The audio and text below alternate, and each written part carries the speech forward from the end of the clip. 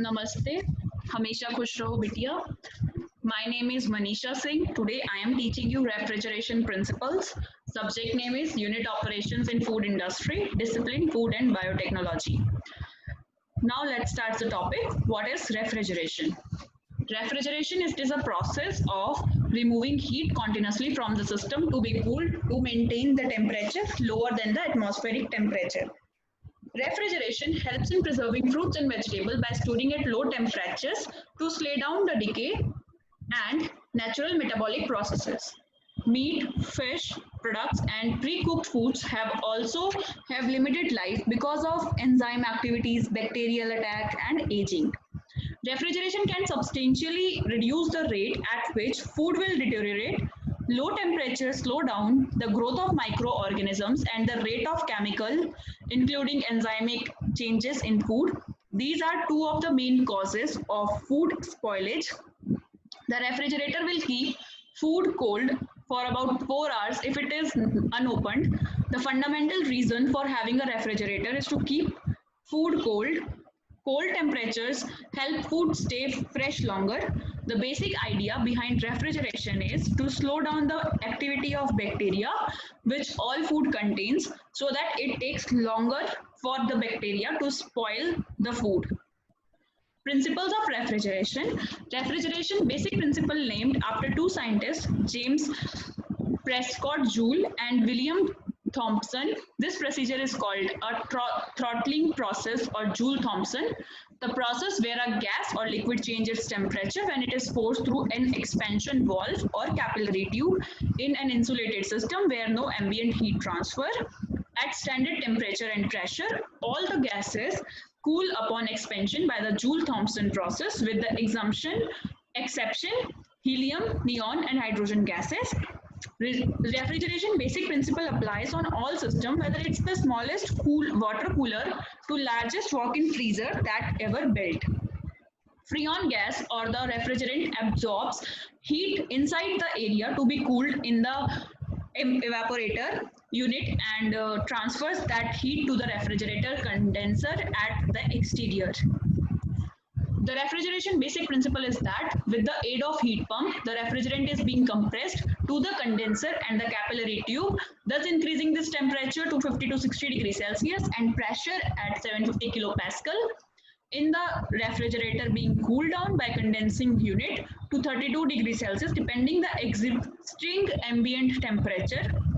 Upon entering the evaporator unit, the gas expanded and vaporized due to the sudden enlargement of the evaporator tube cross section, eventually dropping its pressure to almost atmospheric value 120 kilopascal and temperature from 32 degrees Celsius to minus 24 degrees Celsius. Heat absorption takes place from the evaporator and being pumped out by the heat pump to the condenser where being transformed from cool vapor to liquid state with higher temperature and pressure, thus completing the heat transfer cycle. Theoretically, after the cycle, the amount of refrigerant will remain contained in the system. When leakage occurs in the closed circuit, then efficiency of the refrigerator will gradually diminish till it stops cooling. By then, it requires servicing to be done by a qualified technician to locate its leakage or parts that are not functioning properly. Then parts identification. There are heat pump or compressor. This is the compressor. Then suction pipe or the low pressure side with non-return valve. Then third one is the liquid exit going to the condensing unit. This is the condensing unit with non-return valve. Fourth one is the water collector during defrosting process which gradually dries out. And fifth one is the freon or refrigerant charging point. Sixth one is the condensing unit, usually in the form of serpentine tubes with electro-welded grill for effective ambient heat transfer. This is basically behind the refrigerators. And seventh one is the vacuum application point to remove impurities and humidity prior to the refrigerant charging. Eighth one is the capillary tube act as an orifice where inside the diameter and the length is being calculated to deliver the right flow of liquid to the evaporator unit.